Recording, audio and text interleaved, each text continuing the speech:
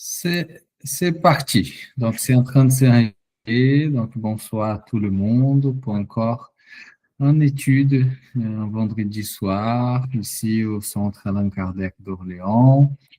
Et aujourd'hui, c'est, comme vous le savez, l'étude du spiritisme universaliste. Il y a une semaine, un vendredi avec Philippe, sur la tradition primordiale, et une semaine avec des spiritistes universalistes qui vous voyez que ça se rejoint. Et c'est génial avoir ces deux visions. Justement, Philippe va nous donner l'honneur de faire la prière. On va commencer par la prière et on entame notre étude de ce soir par la suite. Et merci à toutes et à tous d'être là. Merci Philippe.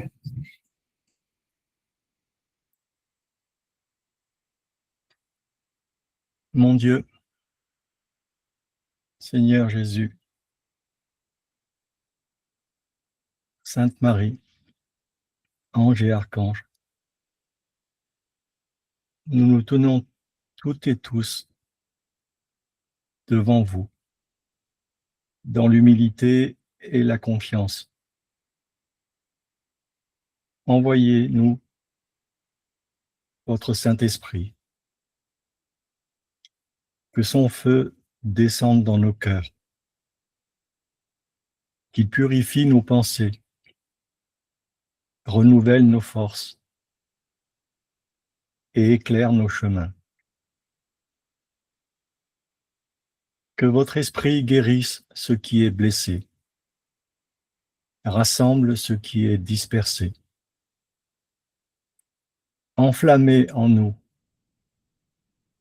l'amour pour vous, Seigneur, et pour tous nos frères. Que le souffle de cet amour transforme notre vie et nous conduise vers votre volonté. Seigneur Dieu, viens habiter en nous. Fais de nous des témoins fidèles de ta paix, des serviteurs remplis de ton feu et de ta lumière. Nous t'accueillons, Esprit Saint. Viens et renouvelle la face de la terre, en commençant par nos cœurs. Amen.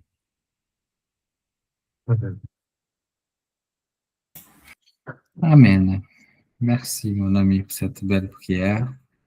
Et encore une fois, merci à toutes et à tous pour votre présence. On va commencer alors l'étude de ce soir. Ce soir, on va parler de quelque chose qui est primordial et qui est très difficile d'en parler, mais qui est essentiel. On va parler des dieux.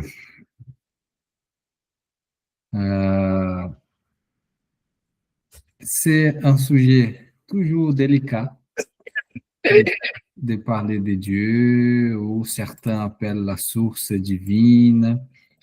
Et nous allons ramener les, les principes établis par la codification spirite. Sur tout ça, nous allons donner cette introduction des principes de base. Dans un deuxième temps, très prochainement, il y aura Dr. Mônica de Medeiros, qui c'est une spiritualiste brésilienne, qui nous fera une conférence où on va élargir les concepts que nous avons ici. On va parler des monades, des sous-monades, d'évolution, des dimensions spirituelles.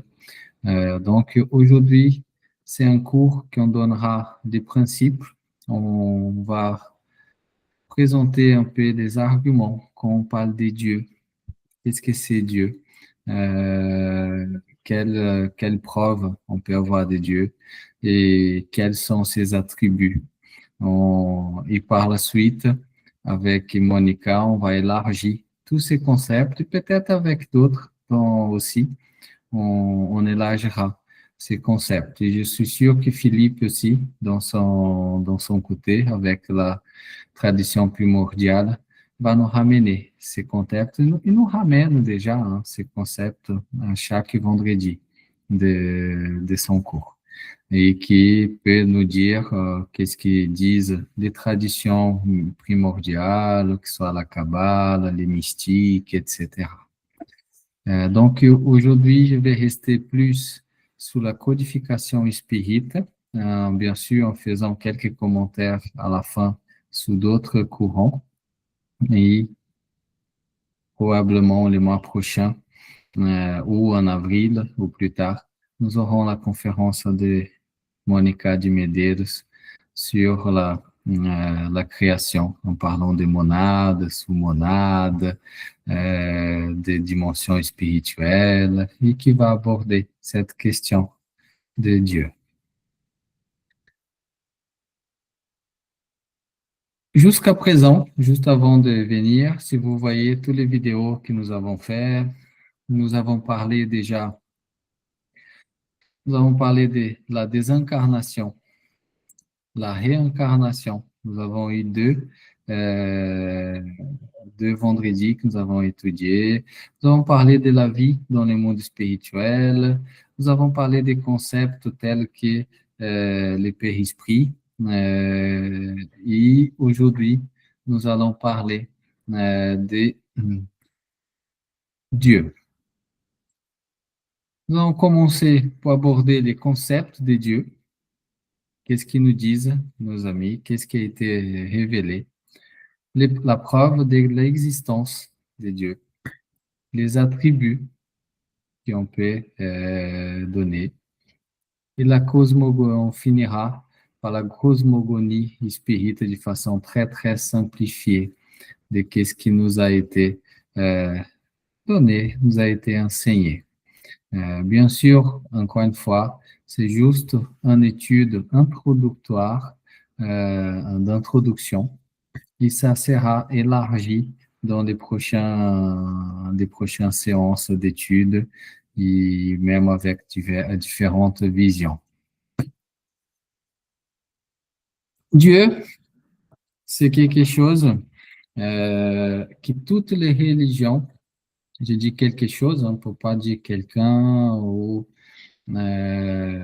toutes les religions, c'est presque central. On a la plupart des religions monothéistes, on aura un Dieu, quelqu'un qui est à la tête, et dans les religions polythéistes, on aura plusieurs. Mais il y a toujours des êtres ou un être, et là on parle d'un être ou une énergie, quelque chose qui est supérieur à tous. Et c'est une idée centrale dans les religions. Si on parle des religions monothéistes, c'est une idée centrale et très importante, que c'est la base que tout ça découle, la philosophie et les enseignements. Et la philosophie spirite, la codification spirite n'est pas différente. Ça commence par là. Les livres des esprits, la première question, justement, Kardec, il va demander, qu'est-ce que c'est Dieu? Donc, on va commencer par là, les concepts de Dieu. Et au long de toute l'histoire humaine, l'homme, il a essayé de définir Dieu. Il a essayé de créer une vision de Dieu ou de Dieu dans les pluriels. Il a essayé de comprendre cela et la plupart du temps, comme on verra, quand il essaye de définir, on ne peut pas définir au-delà de notre intelligence. Donc, on va toujours borner selon notre capacité de comprendre les choses. Qu'est-ce qui nous amène, nos chers amis esprits, est très intéressant parce que ça répond beaucoup des questions et en même temps, ça laisse ouvert encore ces concepts. On y va alors. On va commencer par étudier, voir qu'est-ce qui est des concepts de Dieu, né? Qu'est-ce de manière simple, qu'est-ce que nos amis esprits nous ont répondu pendant la codification spirite et même après, mais surtout pendant la codification. Et la première question du livre des esprits, c'est justement, qu'est-ce que c'est Dieu? Kardec y demande. Et la réponse, elle est très simple, dans une phrase très courte et qui reste encore sans la précision détaillée, mais qui nous donne une idée très précise. Et la réponse, elle est Dieu est l'intelligence suprême, cause première de choses. Et là, comme on va voir, c'est un concept qui va dépasser notre intelligence, qui va dépasser tout ce qu'on peut comprendre dans notre vision de tous les jours. Parce qu'on dit cause première de toutes choses, ça veut dire qu'il n'y a pas de début. C'est, c'est une énergie qui a toujours existé. Et pour nous, déjà,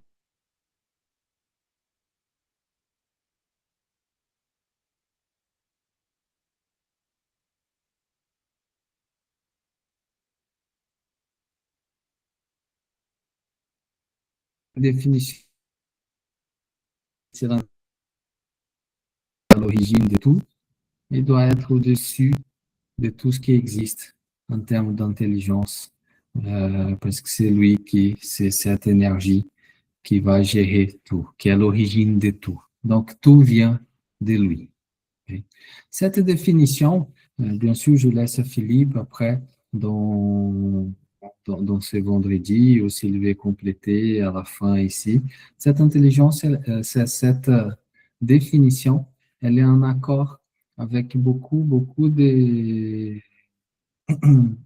philosophies, beaucoup de courants spiritualistes, mystiques, parce qu'elle, quand on va voir les hindous ou les bouddhistes ésotériques, ils vont appeler des brahmanes, qui, pareil, qui n'a de début ni fin, et qui c'est l'énergie origine de tout, qui de là, ça découle tout, qui a toujours existé et qui est présent en tout. Et d'autres aussi, si on va même dans les courants, on va voir qu'ils vont dire Allah, c'est celui qui est inégalé, qui est l'origine de tout, qui a toujours, qui n'a pas été créé. Et elle a défié cette définition. Et on voit qu'encore une fois, on ne vient pas contredire les vérités dans le spiritisme, des esprits de la codification, ils viennent réaffirmer et juste corriger des équivoques en donnant la clarté. Donc, comme définition, Dieu est l'intelligence suprême, cause première de toutes choses, énergie qui est à l'origine de tout, qui n'a pas été créée et qui n'a pas de début ni fin. Question numéro 11 du livre des esprits. Sera-t-il un jour donné à l'homme de comprendre les mystères de la divinité? Réponse, quand son esprit ne sera plus obscurci par la matière et que par sa perfection, il se sera rapproché de lui, alors il les verra, il les comprendra.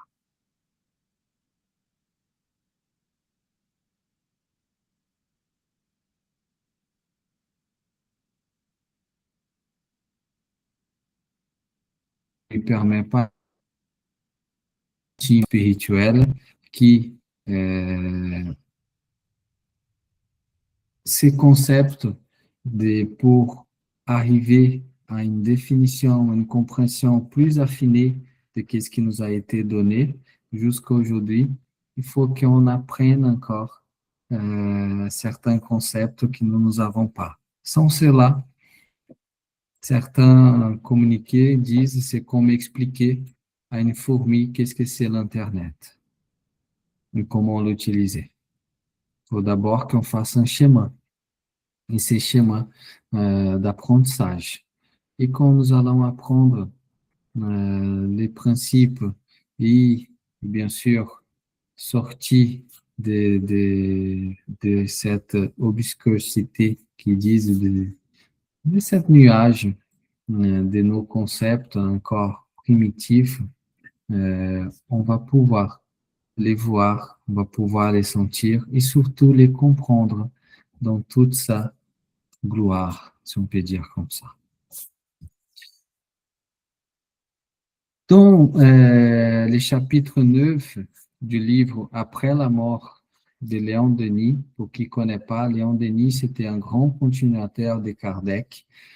C'est juste après Kardec, à la fin du 19e et début du 20e siècle, ici en France, à la ville de Tours.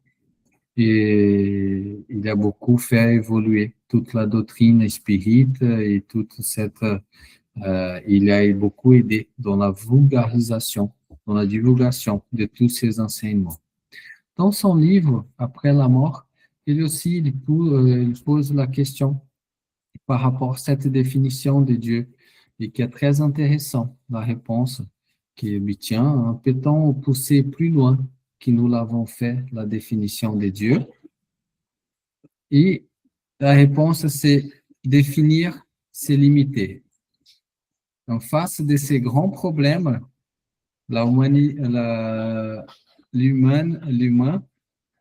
l'humaine faiblesse apparaît.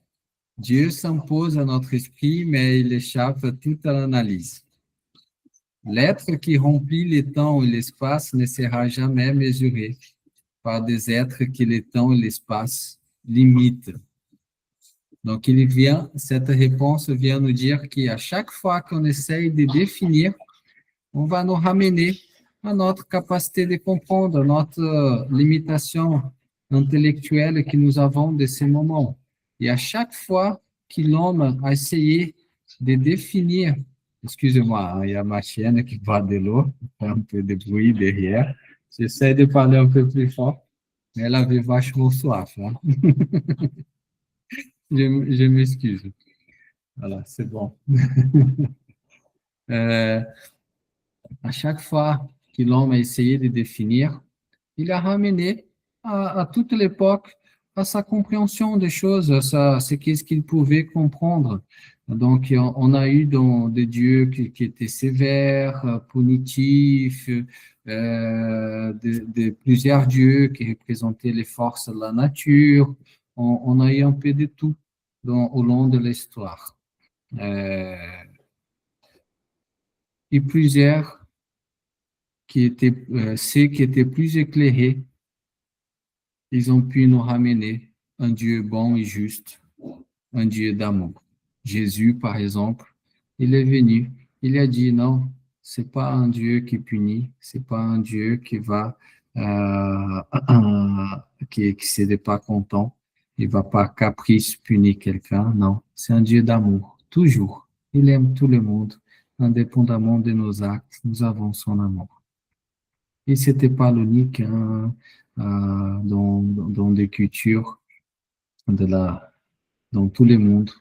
Ceux qui étaient un peu plus éclairés, qui comprenaient un peu plus les choses, étaient initiés. Ils avaient cette compréhension et cette justice suprême, intelligence suprême, amour suprême. Dans le livre La Grande Énigme de Léon Denis, dans le chapitre 9, d'ailleurs, c'est un livre, La Grande Énigme, c'est un livre dédié à discuter ces concepts de Dieu. C'est un très beau livre, très poétique. Pour qui a lu, je vous conseille, c'est des poèmes, c'est très, très beau, ça se lit très facilement. Dans ce chapitre 9, il nous ramène cette question que chaque religion explique Dieu à sa manière. Chaque théorie décrit à sa façon. Et il y a toute une confusion dans le monde due à ça. De cette confusion, les athées ont tiré des arguments pour nier l'existence de Dieu. Les positivistes pour les déclarer inconnaissables. Donc, C'est justement de cette confusion, de ces définitions qui sont limitées, qui, quand on a une éclair nos intelligences, ça nous devient certaines définitions absurdes et ça crée justement ce qui ne croient plus à rien. Comment remédier, comment échapper à ces contradictions? Il suffit de s'élever au-dessus des théories et des systèmes, assez haut pour les relier dans leur ensemble et pour ce qu'ils ont de commun. Il suffit de s'élever jusqu'à la grande cause, dans laquelle tout se résume et tout s'explique. Voilà une argumentation que ce livre nous amène par rapport à cette définition. Donc, pour garder le concept de Dieu, l'intelligence suprême, cause première de toutes choses. Il y a des écrits que je me rappelle plus, je pense que c'est dans le livre des esprits, je me rappelle plus la question qui va dire que les esprits nous disent n'allez pas plus loin pour l'instant. Sachez que Dieu existe, cette énergie existe et vous allez les comprendre à mesure et vous allez les saisir dans toute sa splendeur à mesure que vous allez monter en connaissance et en conscience. Parlons maintenant un petit peu des preuves de l'existence de Dieu. Qu'est-ce qui va dire la codification spirite sur ces preuves? Qu'est-ce qui répond nos amis dans la question? Dans la question 4, 5 et 6 du livre des esprits, justement, Kardec il va indaguer, il va demander par rapport à cela. Et la question 4, il nous dit, où peut-on trouver la preuve de l'existence de Dieu?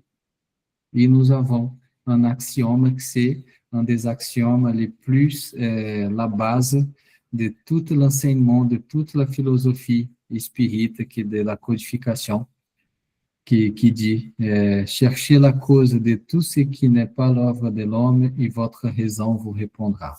Il n'y a pas d'effet sans cause. Là, il y a une petite erreur, mais il n'y a pas d'effet sans cause. Question 5. Quelles conséquences peut-on tirer du sentiment intuitif que tous les hommes portent en eux-mêmes de l'existence de Dieu? Encore une fois, que Dieu existe, n'a pas d'effet, sans cause. Et les esprits augmentent. D'où lui viendraient ces sentiments s'ils se reposaient sur rien? Encore une fois, n'a pas d'effet, sans cause. Et c'est l'argument que les esprits mènent et que Kardec, qui était très cartésien à l'époque, il argumente principalement, si on remonte, si on prend tous les effets et on remonte à la cause primordiale, on va conclure qu'il y a une énergie, qui c'est la cause première de toute chose, cette intelligence suprême à l'origine, cause première de toute chose. Mais il questionne encore, il va dire, mais ça pourrait pas, ces sentiments intimes que nous avons de l'existence de Dieu ne pourrait pas être un résultat de l'éducation et les produits des idées acquises. Et les esprits vont répondre, si c'était ainsi, pourquoi tout le monde a, même ceux qui n'ont pas eu un enseignement religieux, comme les Indiens de forêt, à l'époque ils appelaient ça des sauvages, ou des êtres qui ne sont pas, vivent pas dans les civilisations, dans toutes les civilisations, on a ces sentiments innés. Et que ça répond à cette question.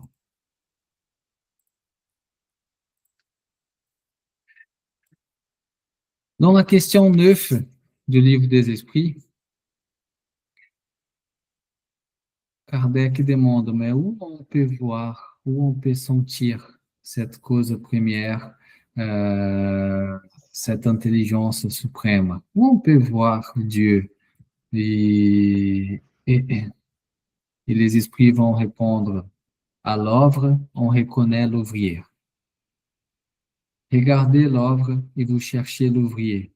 C'est l'orgueil qui engendre l'incrédulité. L'homme orgueilleux ne vê rien au-dessus de lui. C'est pourquoi il s'appelle esprit fort. Pauvre être qu'un souffle de Dieu peut abattre. Et Kardec argumente cette réponse en disant: on juge la puissance d'une intelligence par ses œuvres. Nul être ne pouvons créer ce qui produit la nature. La cause première est donc une intelligence supérieure à l'humanité. Quels que soient les prodiges accomplis par l'intelligence humaine, cette intelligence a elle-même une cause. Et plus ce qu'elle accomplit est grand, plus la cause première doit être grande. Il y a certaines que je peux plus me rappeler exactement, mais ça me vient là. J'ai vu quelques conférences de Divaldo Franco, où il va argumenter beaucoup certains scientifiques très renommés de l'histoire qui ont pris pour défi de prouver que Dieu n'existe. Et ils arrivent à la conclusion que c'est pas possible, il y a toujours cette intelligence derrière tout, et ils concluent que Dieu existe, qu'il y a une énergie. Bien sûr, ils sont pas adeptes de ces concepts, que Dieu c'est un barbu, qui s'énerve, etc. Mais ils concluent qu'il y a justement une intelligence suprême derrière tout, qui est à l'origine de tout ce qui existe. Et ça, on a plusieurs exemples des êtres, des intelligences éminentes dans le monde jusqu'à aujourd'hui.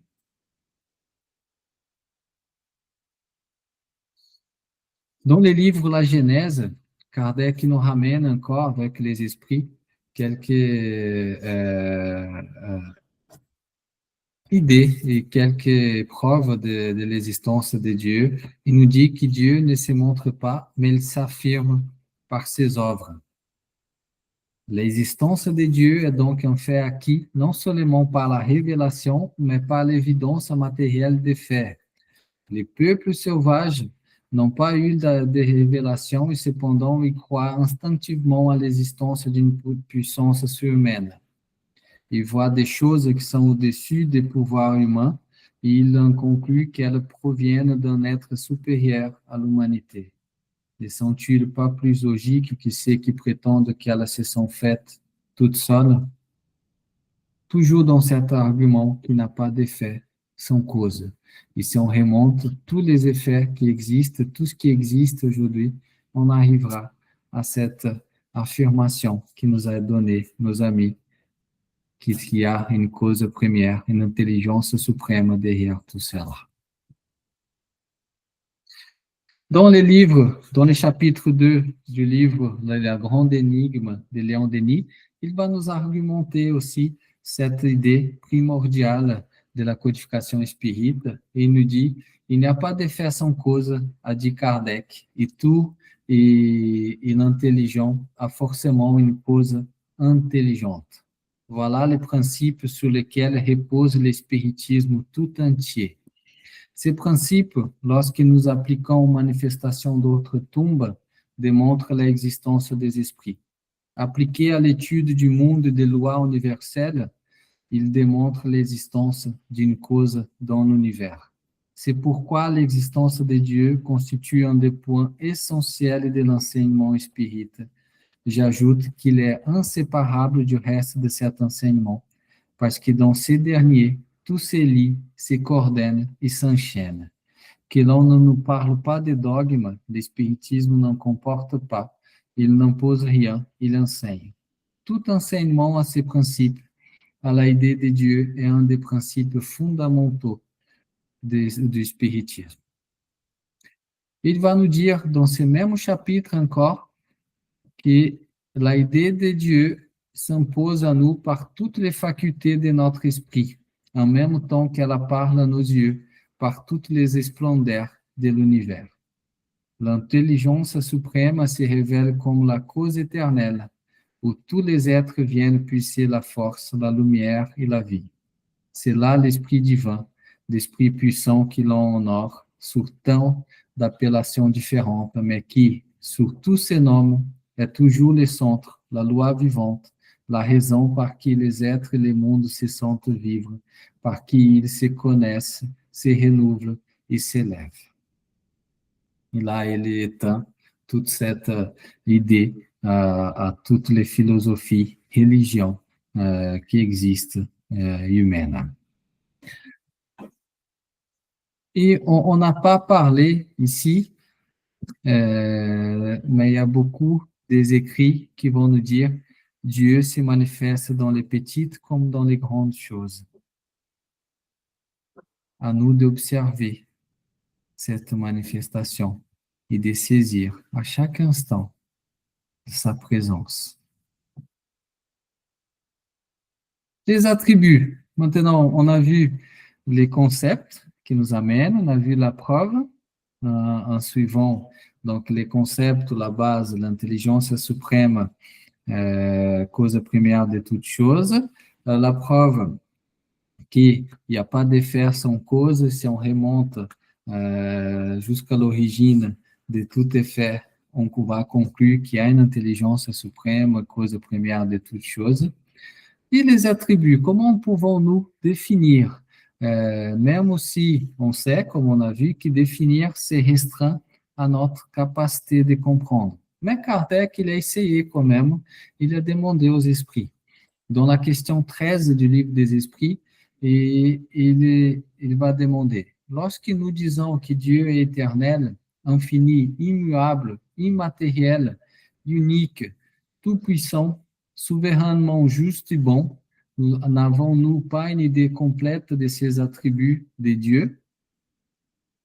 Et la réponse, elle est très directe, à votre point de vue, oui, parce que vous croyez tout embrasser. Mais sachez bien qu'il y a des choses au-dessus de l'intelligence de l'homme les plus intelligents, et pour lesquelles votre langage, borné à vos idées et à vos sensations, n'a point d'expression.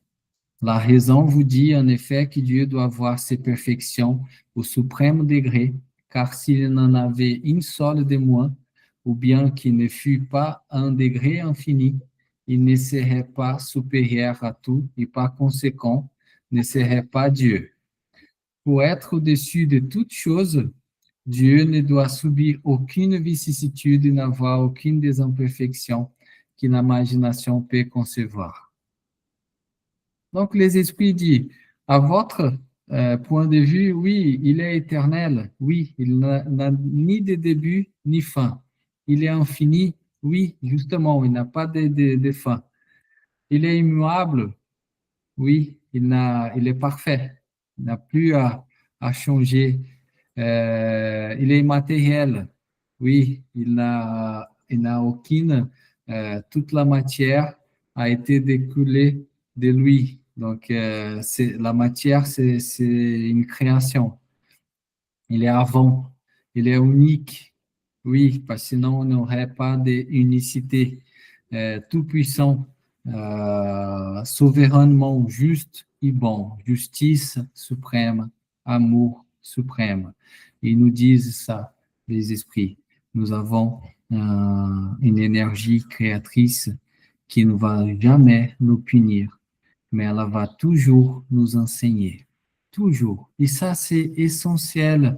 C'est un point crucial que j'aimerais appuyer parce qu'on dit encore dans certains écrits, on doit payer nos fautes, on doit être puni parce qu'on a fait du mal.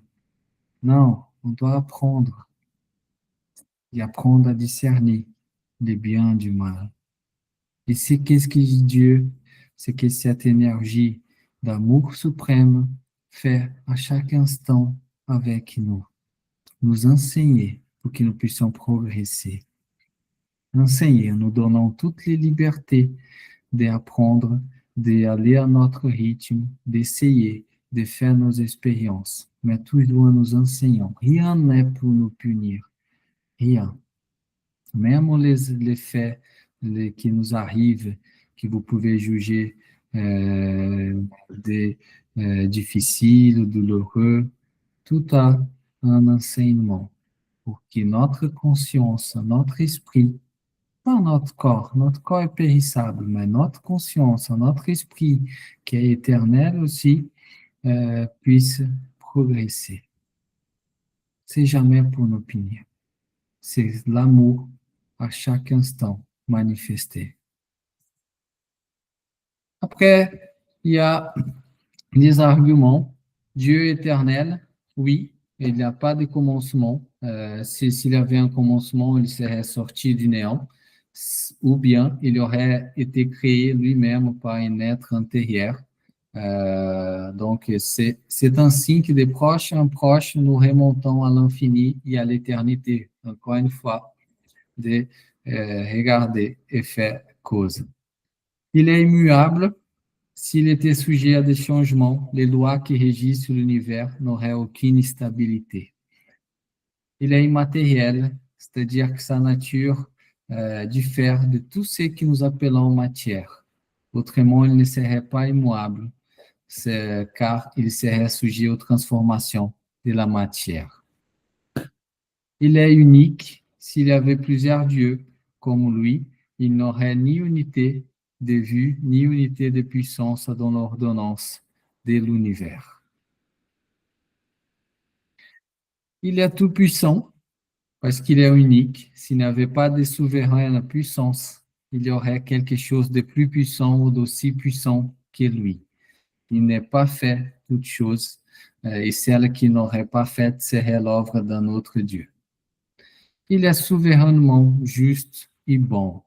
La sagesse providentielle des lois divines se révèle dans les plus petites choses comme dans les plus grandes.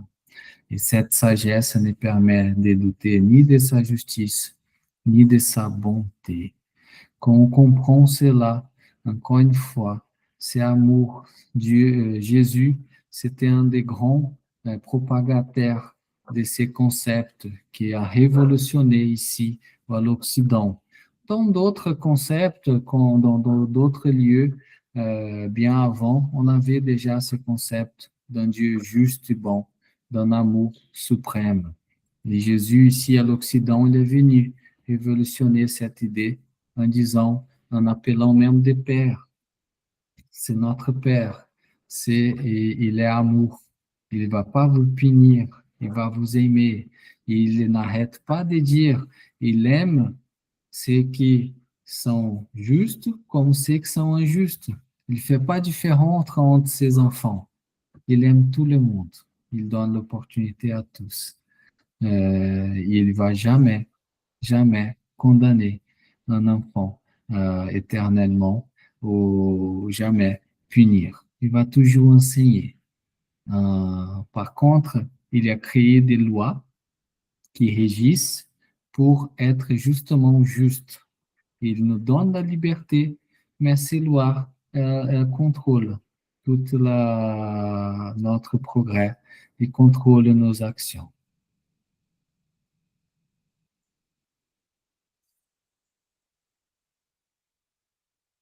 Pour finaliser cette idée, aujourd'hui, qui était assez rapide, assez simple. Donc, nous avons parlé du concept de Dieu qui a été apporté par nos esprits, intelligence suprême, cause première de toutes choses.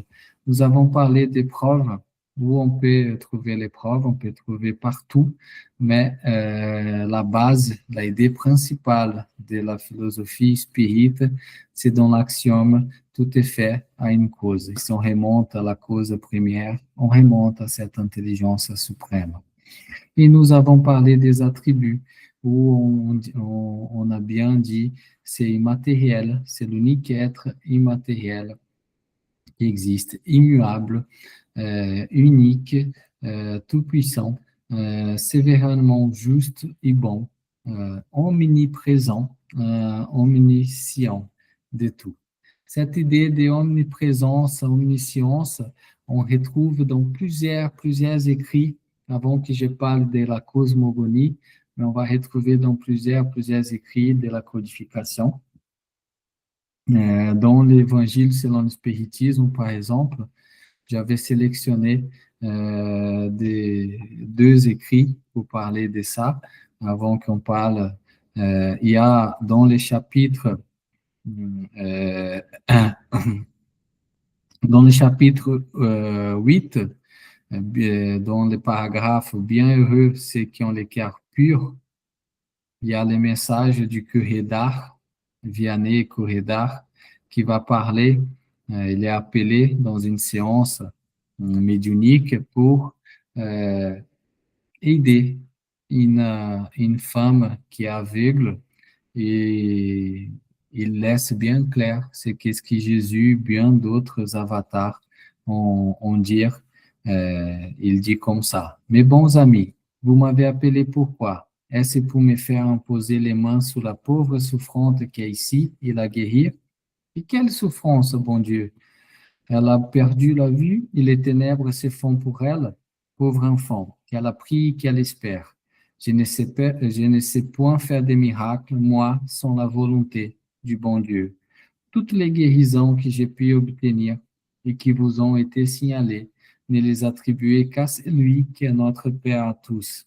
Dans vos afflictions, regardez donc toujours le ciel et dites du fond de votre cœur: Mon Père, guérissez-moi, mais faites que mon âme malade soit guérie avant l'infirmité de mon corps, que ma chair soit châtiée s'il le faut, pour que mon âme s'élève vers vous avec la blancheur qu'elle avait quand vous l'avez créée. Euh, Encore une fois, il nous dit toujours, comme Jésus disait, euh, avant tout, c'est la volonté divine, c'est les lois divines qui vont se manifester.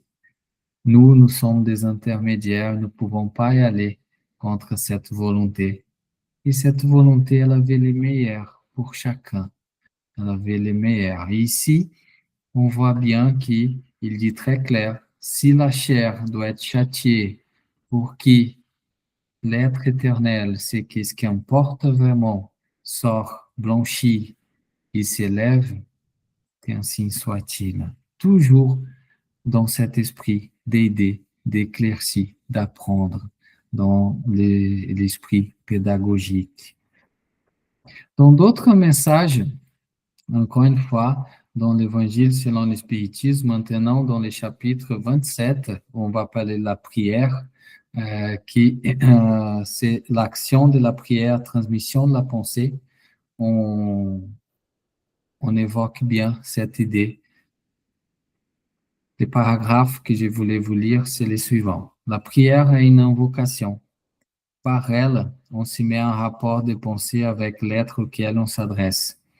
Elle peut avoir pour objet une demande, un remerciement ou une glorification.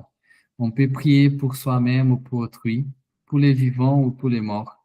Les prières adressées à Dieu sont entendues des esprits chargés de l'exécution de ses volontés. Celles qui sont adressées aux bons esprits sont reportées à Dieu. Lorsqu'on prie d'autres êtres que Dieu, ce n'est qu'à titre d'intermédiaire, d'intercesseur, car rien ne peut se faire sans la volonté de Dieu. Et quand on parle de volonté, on va parler justement des lois qui ont été établies, qu'on doit, on ne peut jamais se dévier de ces lois. Et là, encore une fois, cet attribut de omniprésence, de omniscience qui est en parlé. Comme on dit dans les courants, c'est une phrase qui est dans les courants et beaucoup de gens ne savent pas, mais c'est écrit qu'aucune feuille tombe de l'arbre sans que Dieu le sache et l'autorise. Ça, c'est une phrase qu'on retrouve dans les courants. Bon, passons. La cosmogonie spirite. En admettant donc cette intelligence suprême, cause primaire de toutes choses, qu'on appelle Dieu, beaucoup appellent des sources divines, qui est souverainement bon et juste, de lui, ça découle deux principes, principes matériels et les principes spirituels. Les principes matériels, c'est ce qu'on appelle les fluides cosmiques universels, qui c'est les fluides de base, l'atome de base pour la création de tout ce qui existe, et tout ce qui existe dans la matière. Et là, quand on parle de matière, on ne parle pas que du monde physique. Le monde astral, où il y a les esprits qui habitent ces matières, le monde mental, toutes les dimensions, c'est de la matière, ma matière plus subtile, mais c'est la matière. Et chaque dimension, il y a ses lois, les lois de la matière, comme nous avons ici, les lois de la gravité, etc. La matière, elle a subi un principe que nous connaissons tous, qui est création, maturation, développement, et après vieillissement, dégénération, destruction, pour après former d'autres matières, création. Il y a ce cycle de création jusqu'à la destruction qui continue jusqu'au perfectionnement de toute la matière. Et il y a le principe intelligent qui va donner vie à cette matière. Et de ces principes intelligents, ça découle, nous, les esprits, notre conscience, notre essence étincelle et divine. Nous sommes un principe intelligent individualisé. Et contrairement à la matière qui subit ces cycles de création, destruction continuelle, nous subissons un chemin d'évolution continue. Tout le monde est créé, ces principes intelligents, créés simples, ignorants, et ont subi un chemin pour devenir, atteindre une perfection relative, qu'on peut appeler des anges, archanges, etc. On va détailler ça plus, euh, on va parler plus en détail dans les prochaines études. Mais voilà un résumé de cette cosmogonie très simple, une cause première de toutes choses, où ça va découler tout ce qui est matière et tout ce qui est principe intelligent, intelligence. Et il y a une interaction continue d'unique énergie qui est immatérielle, qui n'est pas revêtue de la matière pour exister, pour se manifester. C'est justement la cause première de toutes choses que nous appelons Dieu. Nous nous sommes toujours reliés à une enveloppe, comme a montré Fialo l'autre jour, qui a parlé de périsprit. Nous avons toujours une enveloppe. Et à mesure que nous évoluons, que nous progressons en conscience, en savoir, qu'on va atteindre des dimensions plus subtiles, plus harmonieuses, et on va s'approcher de la réalité, de la compréhension de cette énergie suprême, de cette intelligence suprême. Nos enveloppes vont être de plus en plus subtiles. Comme on parlait, comme vous le savez déjà, les corps subtils. Mais nous serons toujours liés à l'enveloppe, à matière énergétique. Et pour finaliser, comme je vous ai parlé, je vais vous laisser après, je suis sûr que Philippe il va compléter avec les notions qui amènent la Kabbale, qui amènent les mystiques, qui amènent plusieurs cercles d'initiés depuis que le monde est monde. Comme je vous ai dit, il y a, si on se reporte à la notion que les hindous ou l'ésotérisme bouddhiste, que la théosophie, Helena Blavatsky a pris comme source, on a la notion de Brahman, de Brahma, de Vishnu et de Shiva. En fait, Brahman, c'est l'énergie, c'est qu'est-ce que, comme les esprits vont dire, ça va être celui qui n'a ni forme, ni limite, ni fin.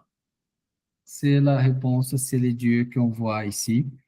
Et de ces dieux, de cette source, cette intelligence suprême qui a l'énergie, qui englobe tout, qui existe partout, ça va déculer trois dieux, qui c'est Brahma, les créateurs, Vishnu, les préserveurs, et Shiva, les destructeurs, les transformateurs.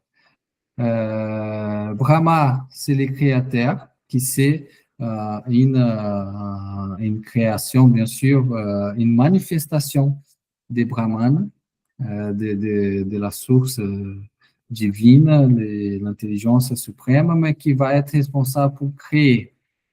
Vishnu, ça va ser lui qui va préserver, qui est le responsable de garder l'équilibre, de maintenir la vie et d'assurer que la vie se développe, qui c'est le protecteur du Dharma, comme on dit. Et Shiva, c'est le destructeur, mais pas le destructeur dans le sens négatif, c'est le destructeur dans le sens de transformation. Tout pour évoluer, il doit mourir pour renaître. C'est celui qui va s'occuper, que soit des formes ou de l'évolution, de la transmutation, et détruire toutes les croyances limitantes, etc. Donc, pour résumer, de cette cosmogonie hindoue très, très simple, nous avons Brahman, qui c'est l'intelligence suprême, et de Brahmana, ça découle, il se manifeste à travers trois dieux, que c'est Brahma, que c'est lui qui commence, c'est le constructeur, Vishnu, c'est lui qui continue et qui préserve, et Shiva, c'est lui qui transforme et qui permet les progrès. Et on peut faire un parallèle avec l'Église catholique, les trois, Brahma, Père, Vishnu, le Fils, Shiva, le Saint-Esprit. Voyez la Trinité. Et d'ailleurs, les hindous, ils disent que Vishnu, quand le monde est en danger et que les hommes vont à l'encontre de la loi, des lois et qui met en péril les lois divines et qui met en péril la continuité, il se réincarne et qu'ils appellent des avatars. Krishna, c'était un de ces avatars. Bouddha, il considère que Bouddha, c'était un de ces avatars. Et certains disent que Jésus aussi, selon leurs croyances. Okay? Juste pour faire ce petit parallèle par rapport à cette cosmogonie théosophique et hindoue ou bouddhiste. Voilà, c'est ce que je voulais vous parler aujourd'hui, les amis. Si vous avez des questions ou des compléments, s'il vous plaît, n'hésitez pas.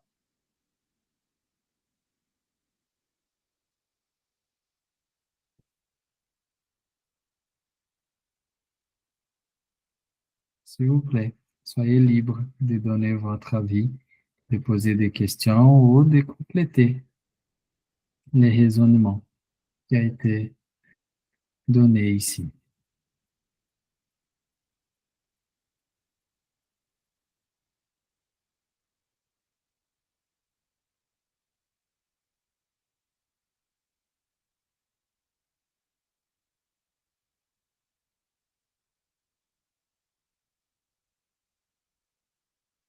Pas de questions, pas de commentaires?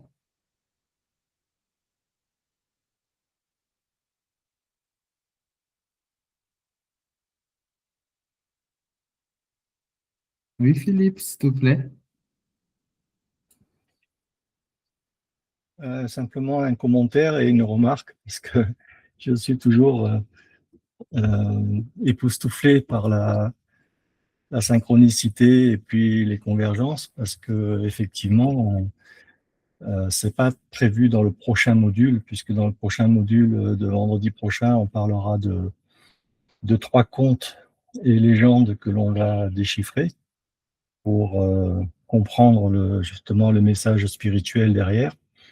Mais dans le module suivant, il est prévu que je parle justement de Dieu et puis du parallèle du chemin que nous devons faire pour aller du moi vers le soi tel que défini par Carl Gustav Jung, et ce dans un processus en fait d'évolution qui s'appelle l'initiation, parce que l'initiation, c'est comme j'essaye de le répéter à chaque fois, ça n'est pas adhérer à une soi-disant société secrète qui n'a rien de secret d'ailleurs au-delà de ça.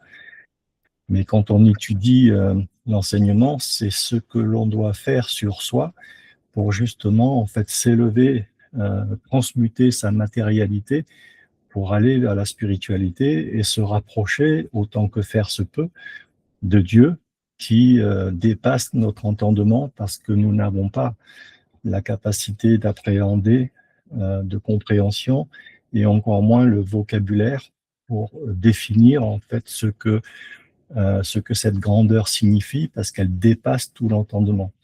Et si ceux qui ont participé au premier module de la Kabbale, notre compréhension humaine ne peut pas nous permettre d'aller au-delà, en fait, donc, de la seconde triade en partant du bas. La première triade, en fait, donc, composée de Keter, Gebura et Bina, cette triade-là, déjà, nous est inaccessible, pardon, mais au-delà de Keter, il y a ce que l'on appelle les voiles de Dieu, qui sont les frontières que nous ne pouvons pas dépasser. Et au-delà de ces voiles de Dieu, il y a ce que les kabbalistes appellent l'Ain, c'est-à-dire l'un, l'unité, l'Ain Sof, qui est l'infini, et ensuite l'Ain Sof Or, qui est la lumière infinie. Et tout ça, c'est à la fois Dieu individuellement, mais Dieu dans sa globalité, et c'est le concept que tu as parfaitement résumé au travers de la pensée spirite, et qui traduit avec les mots d'Alan Kardec et des esprits qui ont canalisé ces messages à Alan Kardec, ce que toutes les traditions et toutes les religions les ont traduits avec leur vocabulaire, leur contexte, leur culture, mais pour ne dire qu'une chose, c'est-à-dire en fait que Dieu est unique, qu'il est éternel et qu'il est immuable, et ce, depuis la fin des temps jusqu'au début des temps et réciproquement. Ok. Super, merci Philippe, merci beaucoup pour ces compléments. Bien.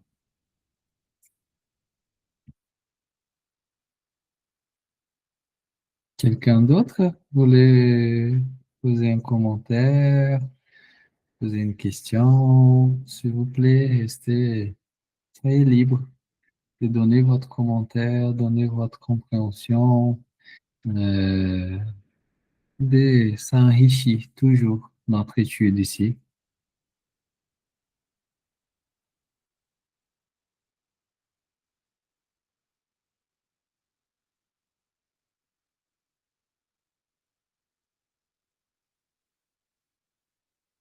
Très bien, très bien.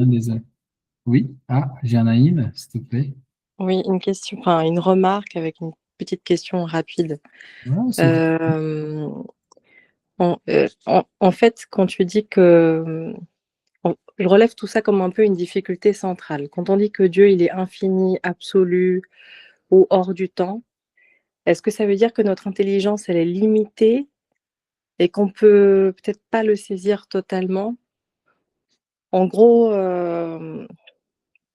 c'est une difficulté centrale parce que le concept de Dieu, il touche la limite même de notre pensée? Pour l'instant, oui, mon ami, c'est qu'est-ce qu'ils disent les esprits. Pour l'instant, c'est un peu comme si tu veux expliquer à un bébé de 3 ans la mathématique appliquée qu'on apprend à qui fait un doctorat en mathématiques. D'accord. Et comment un esprit limité... Pardon, tu avais peut-être pas fini, Luciano. Oui, c'était juste pour dire que j'ai donné une analogie très, très simple hein, pour faciliter la compréhension, mais les esprits disent que pour l'instant, nous ne sommes pas en mesure encore de les saisir, comme tu as dit, mais c'est juste un fait temporaire. À mesure que nous allons progresser, que nous allons progresser en intelligence, en éthique, en moralité, et que nous allons acquérir nouvelles connaissances, nouveaux concepts, nous allons pouvoir saisir et comprendre c'est exactement qu'est-ce que c'est Dieu. Ils nous disent que les esprits qui sont arrivés déjà à un niveau d'évolution, ils voient et comprennent. Ils sont justement leurs messagers de sa volonté. D'accord. Donc, en gros, un esprit, il n'est pas limité, c'est ça? L'esprit qui voit, qui possède, qui comprend déjà ce que ça veut dire Dieu, il n'est pas limité. Il va jamais s'égaler à Dieu. Ça, les esprits sont très clairs. Nous sommes, l'œuvre ne peut pas s'égaler au Créateur.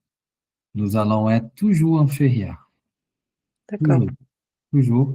Nous ne pouvons jamais attendre à sa perfection. Pour ça qu'on va parler toujours de perfection relative dans l'évolution. Je prends perfection relative, qui on signale ici, parce que on sera jamais égal. On ne pourra pas. C'est un peu comme celui qui crée quelque chose, cette chose qui est sortie de qui a créé, c'est une partie de qui a créé, en fait, partie de sa pensée. D'accord. D'ailleurs, si vous, excusez-moi, Janaïne, je Non, profite non, de il n'y a pas de ta souci. question, je profite, pardon, mon ami. D'ailleurs, si vous lisez le livre Kaibailon, qui va parler des lois hermétiques, la première, il parle de 7 lois, qui sont les lois divines de Kaibailon, qui est un résumé euh, des apprentissages égyptiennes qu'ils attribuent à Hermès Trismégiste, qui était un grand maître, si on va dire comme ça, il résume les lois divines en 7. Et la première loi, il dit que le monde est mental, l'univers est mental, et que nous vivons justement dans la pensée de la source, de la source divine de Dieu, parce qu'il a pensé tout ce qui existe, et nous ne pouvons jamais dépasser ces limites-là de qu'est-ce qu'il a pensé. Donc, on peut imaginer qu'il y a encore, on ne va jamais s'égaler à lui. On est dans les limites qu'il a fixées à toute création. D'accord. Et du coup, est-ce qu'on n'aurait pas un problème de langage? Nous, on fonctionne un peu par comparaison. Il est grand, Dieu est grand, par exemple. Mais si Dieu, il dépasse toutes les catégories, est-ce que on parle pas de lui de manière symbolique ou est-ce qu'on parle de lui de manière inadéquate? Oui, la plupart du temps, oui, de manière inadéquate. C'est comme on a bien précisé, comme on dit, définir, c'est limiter. Comment nous pouvons, nous, des êtres qui remplissent le temps, qui peut définir quelque chose qu'on ne comprend pas, que ça nous dépasse. Exactement, Janaïna. C'est toujours qu'on essaye de définir, on va les ramener, les rabaisser à notre niveau de compréhension. Pour ça qu'au long de toute l'histoire, ça dépend la religion, ça dépend l'époque. Dieu, il a reçu tous les attributs, hein. Il était un Dieu sévère, punitif, comme aujourd'hui on le voit comme un Dieu bon, juste. À mesure qu'on va progresser, on va pouvoir saisir ces véritables attributs et on va pouvoir les comprendre mieux. Aujourd'hui, nous faisons cette compréhension avec les limites que nous avons. Merci. Mais gardons, comme les qui nous a bien cité, gardons cette définition qui est très ouverte et en disant, ne cherchez pas trop loin parce que vous n'avez pas encore et vous allez arriver à cette compréhension. Et à mesure que vous faites un pas dans les progrès de votre conscience, dans les progrès euh, spirituel, moral, éthique, vous pénétrez, vous rentrez dans les secrets et dans la compréhension de cette énergie euh, primordiale qui nous appelons des dieux, dans la source. Jusqu'au moment qu'on va les saisir, jusqu'à là où on peut.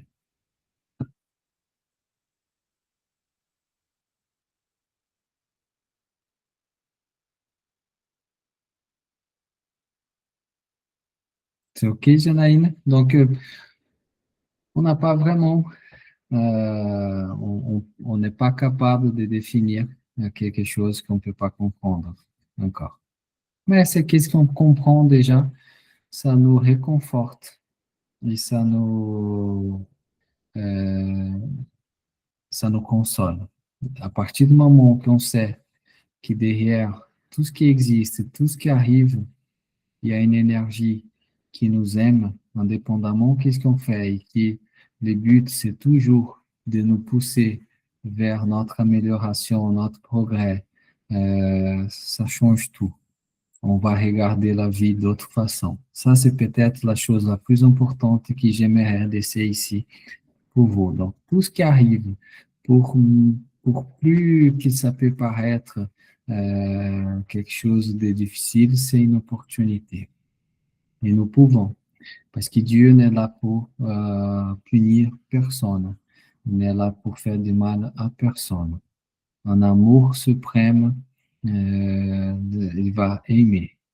Comme dit Jésus, maintes fois, et il demande, Jésus, aimez tout le monde, aimez vos frères et vos sœurs, aimez vos ennemis, faites comme votre Père, faites comme Dieu. Il fait tomber les soleils sous les bons et sous les injustes, et il permet à tous des mêmes opportunités.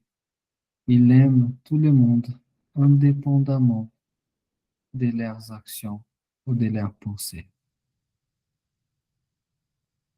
Il est en constante action pour que nous puissions progresser et attendre la maison, comme dit Jésus, les cieux, les dimensions célestes où le bonheur, on ne peut pas comprendre encore. Et ça, c'est peut-être la chose la plus importante. Donc, voyez les difficultés de la vie, voyez les épreuves de la vie comme opportunité. Voyez Dieu en action, qu'il soit dans les joies comme dans la tristesse. Tout est une opportunité pour notre amélioration, notre évolution, notre progrès.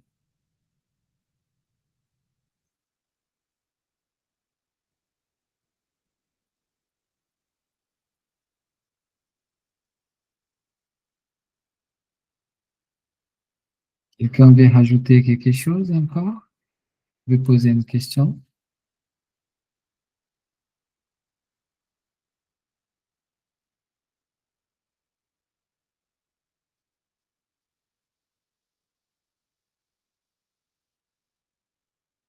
Euh, Attends, Virginie, tu as écrit quelque chose.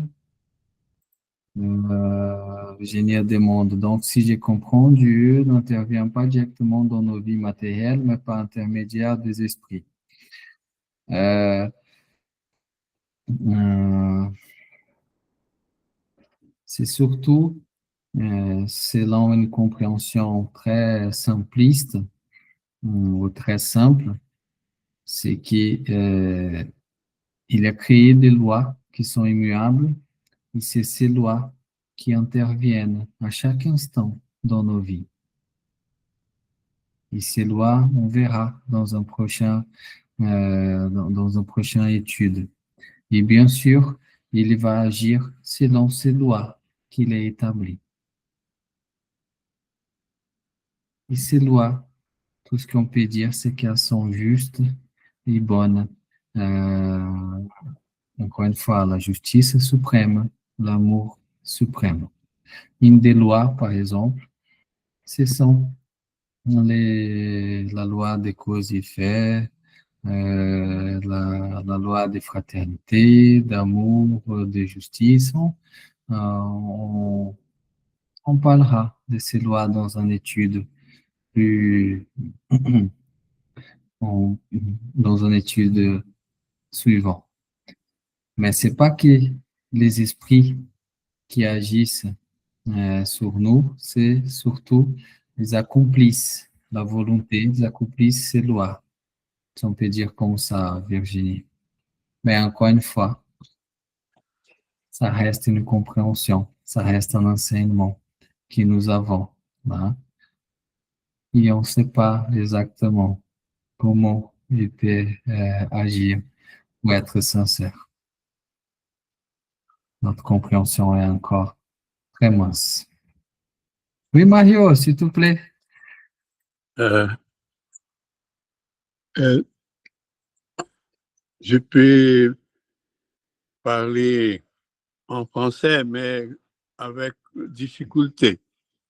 C'est très bien pour l'instant. C'est très bien. Vas-y, Mario. Je voudrais ajouter seulement que dans l'Évangile, Jésus se réfère à Dieu comme Père, mais directement à deux définitions de Dieu dans l'Évangile. Tous sur la peine de Jean. On peut voir dans l'Évangile de Jean 4, 24, la définition de Dieu. Dieu est esprit. Mais le même Jean, dans la première charte, il a dit que Dieu est amour. Pourtant, en conséquence, Jean a dit que Dieu est esprit et il a dit que Dieu est amour. C'est ça. Ouais. Merci beaucoup, Mario. La meilleure définition de Dieu que je connais. Ouais. Et les Français étaient parfaits.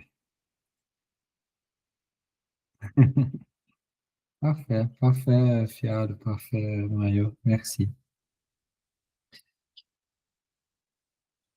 Quelqu'un veut dire quelque chose encore?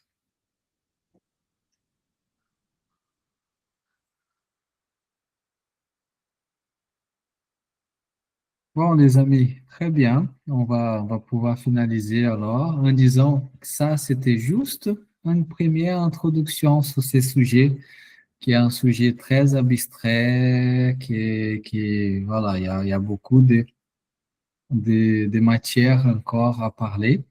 On va explorer encore parce qu'on a juste introduit des concepts de la codification, les définitions, et on va beaucoup explorer les concepts d'évolution, surtout tous ces schémas que nous faisons, que nous sommes en train de faire, évolutifs, des progrès.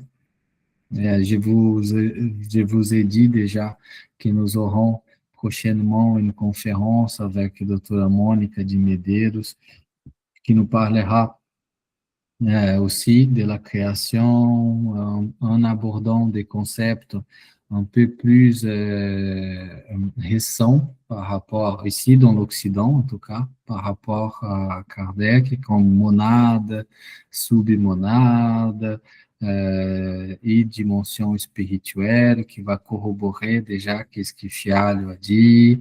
Il y en aura d'autres qui vont intervenir aussi pour parler de ces concepts de la création. Et Philippe même, il va aborder ça par rapport à philosophie primordiale par rapport à toutes les cercles d'initiés, les connaissances primordiales. Moi, je parlais très rapidement, juste pour introduire ces concepts du système hindou et de théosophie qui est basé dans le bouddhisme ésotérique et qui transpose vers l'espiritisme, on transpose dans d'autres cultures, comme dit Philippe, au fond, tout se concorde. Après, c'est justement, comme a signalé Janaína, c'est des interprétations personnelles qui vont amener à des divergences. Mais si on prend le fond de la plupart des religions, de la plupart des philosophies spirituelles, spiritualistes, nous avons un fond qui concorde et qui converge.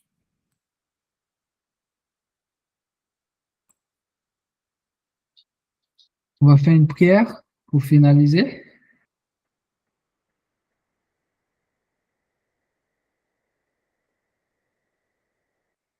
Très bien. Je vais me demander, est-ce qu'il y a quelqu'un qui aimerait faire une prière de fin?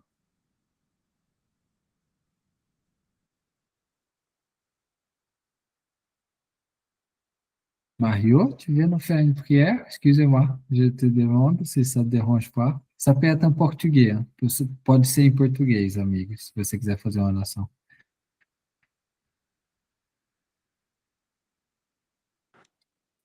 Agora estão me ouvindo? Sim. Tá bem. Eu prefiro em português, realmente, porque eu posso me expressar um pouco melhor. Embora a prece não devesse ser dependente de palavras. E por isso, há pouco eu estava recordando que para nós seria muito importante, enquanto estudamos Deus como conceito, o que dizem os espíritos a propósito de que Deus está na nossa consciência. Portanto, nós temos um canal muito direto, muito significativo para essa nossa dificuldade de definir Deus com palavras. Na medida em que ele se define por uma extrema intimidade conosco. E é assim que eu peço a todos que elevemos os nossos pensamentos, significa modifiquemos as nossas vibrações, nos anulemos enquanto seres apartados para conjugar os nossos pensamentos e fazê-los vibrantes. Como dizia Pedro Baldi, vamos às nuvens, às correntes superiores do pensamento. Juntemos-nos a elas e vamos assim cooperar na descoberta da nossa participação na obra da criação.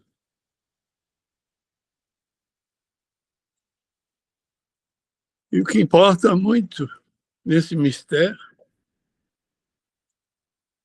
é que nos expressemos através dos dois melhores sentimentos, o que nos inaugura enquanto seres conscientes, que é a humildade, e o que nos surpreende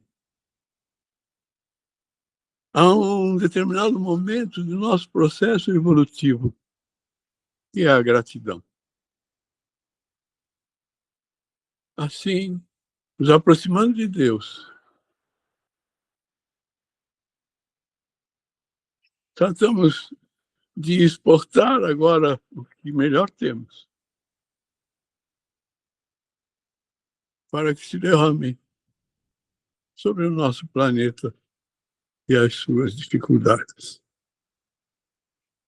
E se derrame como inspiração, tanto para todos como para nós mesmos. Que assim seja. Muito obrigado. Merci beaucoup. J'aimerais juste traduire ce que Mario a dit au début et juste rappeler une chose que je n'ai pas citée, qui est très important, que les esprits, ils parlent beaucoup dans la codification et après, au long de tous les écrits philosophiques de la philosophie spirituelle, que nous sommes liés à Dieu par notre conscience, qu'il habite notre conscience et qu'on peut transgresser, on peut dépasser cette difficulté de définition avec l'intelligence, mais qu'il est lié avec nous dans cette intimité, dans cette étroite intimité que nous avons à partir de notre conscience.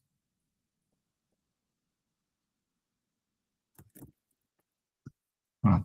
Juste pour bien traduire, merci Mario pour cette belle prière. Merci. Et merci à tous et à toutes. Merci Mario, merci à tout le monde. Bonne nuit. Merci. Ciao, ciao. Merci. Bonne soirée. Merci à tous, merci, bonne soirée. Merci. Bonne soirée à toutes et tous. Bonne soirée. Merci, Merci. bonsoir à tous. Merci à tous. Bonne soirée à tous.